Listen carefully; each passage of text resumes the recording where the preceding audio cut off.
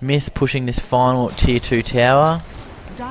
Don't see a lot that Snatch can do. They probably are just going to give it to them, and they have. OD is hitting very, very hard, even without his first skill, as we saw when they took out the towers just before. And it looks like Myth want the Rosh. It's not back for a couple of minutes yet, boys. Oh, I think this Invoker could be in a lot of trouble. No wards in the jungle there's hurting him. Although he's seen them coming. And he's in a lot of trouble. OD chases him into the jungle. And a BKB tally. Very well played. So Invoker gets away and teams continue to farm. Veno warding the Rosh. So both teams interested in taking and probably more to the point denying the opposition the Rosh. Weaver picks up travels. Even more lane pushing ability there. He still has his treads on him at the moment. So that will give him a 6th slot. And we'll probably save for buyback after that. They have 6 fairly strong items. Haste. Not much more you can do with him. At 13-0. 48 minutes in. Probably expected to be 6 slotting. So again, Snatch still playing their defensive game, pushing out from base, not overextending, pushing the waves back, building their core items. Mirana has picked up her butterfly. Again, that avoidance from damage. And the extra damage output. And Rosh is back up, and both teams know it. This should be very interesting. Looks like Snatch are jumping on OD in the mid. Mirana ulti, the box from Shadow Demon. And Weaver's taken out Clockwork at the back. Lifestealer has been absolutely torn apart, but he's brought back, so he'll be back in the fight very quickly. And Snatch still look like they're backing off. With Clockwork and Stealer down, they don't have a lot of power. And Chiss has been hit by a very long range arrow. That's a huge stun. And Invoker's just trying to get them off the middle tower, but I don't think they're going to be able to. It's going to be a 4v5, whatever happens here. OD is taking the middle tower. Oh, a deny from Invoker. Rubik has stolen Sacred Arrow. Alki with the stun on Veno. Stealer manages to take out Alki. Stealer could get a double. A nice shift. Oh, Stealer has an ultra kill. Very well played. And he wants Mirana as well. Looks like those travels are coming in handy with that massive movement speed. And he's decided to give up on Mirana. Nice Sunstrike, smashing her. And she will return to base with 4 of her team members down. And with that, Snatch Steel will go and take the Roshan.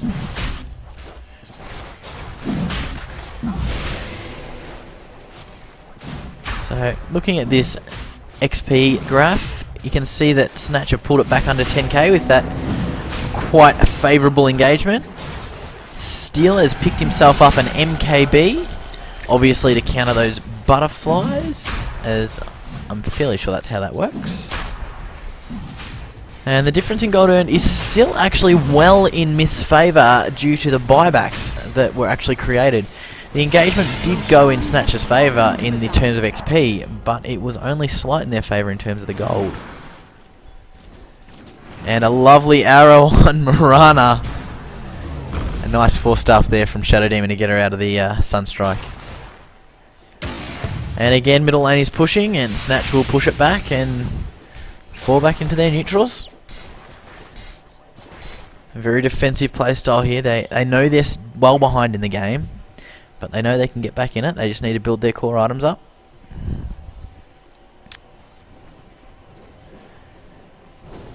And Myth are doing the same thing.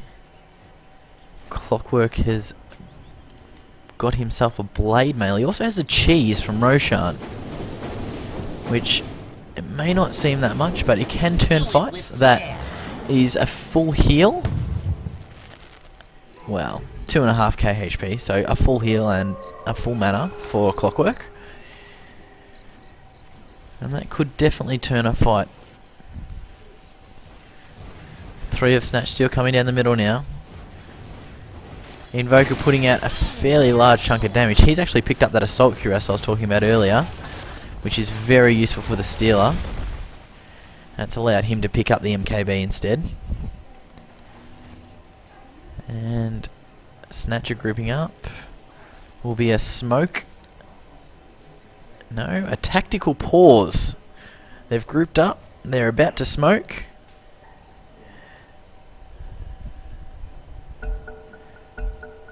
And here we go. Courier drops the smoke off, and we are away. Where will they head? They have vision down past the tier 2. Or will they head straight on Marana and OD? Looks like Marana and OD are in a lot of trouble. Adro putting out a lot of damage. That basher on OD really hurting. And a buyback there from OD. A lot of damage coming out from that Weaver and OD once the BKBs are on cooldown. Lifesteal's coming back after Aegis, but I think he's probably in a lot of trouble. Clockwork, sacrifice to get Invoker and Lifestealer away. But Alki, with that extra movement speed from his Shadow Blade, may get them. And he backs off.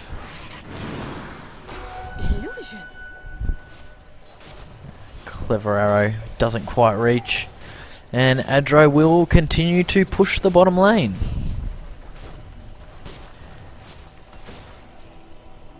Myth 4 pushing mid now, without that tier 3 tower, and with Clockwork down, probably going to look to take their second racks.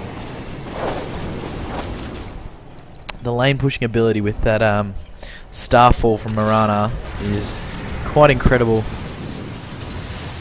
Invoker setting up and backs off.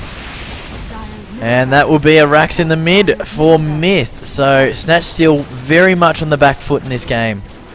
And not a lot they can do at this moment. Once their BKBs are out, Myth are ripping them apart. Myth are looking to seal a deal now. They're going to take the bottom racks as well. So 5 men pushing bottom lane. And let's see how Snatch defend this. Steel has gone and picked himself up an Abyssal Blade. That stun is going to be very useful on Weaver to stop his Sakuchi away. And there's a lot of damage being put out onto that tower very, very quickly. And the wraparound from behind. Snatcher engaging. Marana's jumped into the trees. Weaver is being absolutely ripped apart by the Lifestealer. A buyback on the Weaver. Snatcher all at half. BKBs are out. OD is really, really hurting. And now the stun's being powered up by Alki. That will be a dead Clockwork. Oh. And he's managed to get away. Oh, and a very nice body block there from the Alki. No damage coming out, but Weaver has made it back out, and he will pick up a triple kill. And this will be the bottom racks. No! Snatch Steel is counter-engaged again and taken Weaver out again. Weaver has no buyback. There's another kill there. Invoker takes out the Shadow Demon. So that is 3 buybacks for Myth. And Alki goes down as well. So that's a wipe for Myth. With just 2 buybacks from Snatch Steel. A very, very good engagement for them. And now they have 2 Raxes to defend and no enemy heroes on the map. Rubik has managed to pick up Weaver's Sakuchi. So Invoker and Rubik pushing the top lane back slowly. Quite a large creep pusher build up.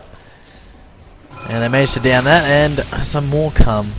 So Snatch are barely going to be able to leave their base in the entire 50 seconds that the other team has been off the map.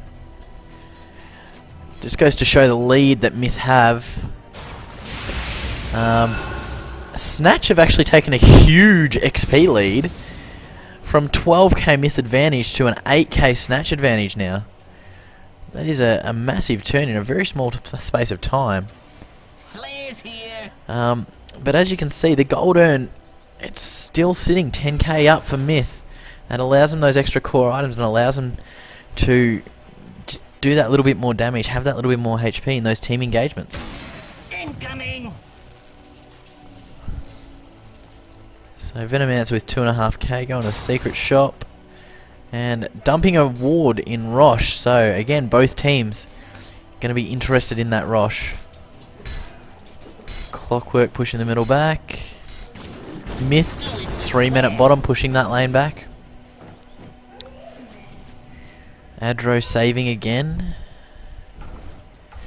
And Weaver, as I said, he doesn't have many more items to buy. It's quite obvious he's bought back there and still has 5k on him. So I think he's not going to stay dead at all for the rest of the game unless his buyback's on cooldown. And he seems to be heading up mid very, very aggressively. Going to push this middle lane back in towards their base. Snatch has 5 heroes around, but they don't seem to be interested in engagement.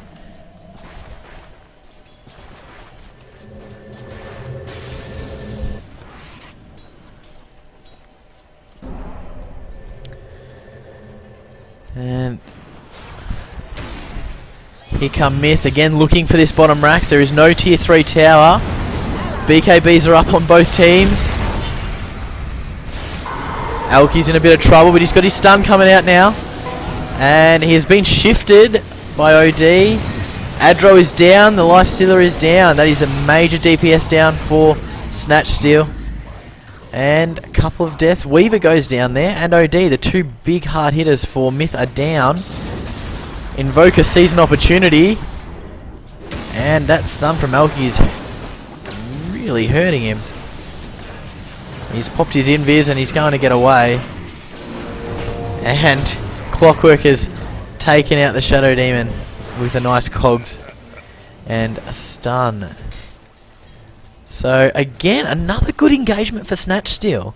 They have 2 Raxes down, they've got no bottom tier 3 tower, and yet they are winning the team fights. They're just spending all their time defending their base. So Invoker also pretty much 6 iteming. He will be getting travel soon and getting rid of that teleport scroll. What other items are there to get? Have they got a pipe? There is no pipe. So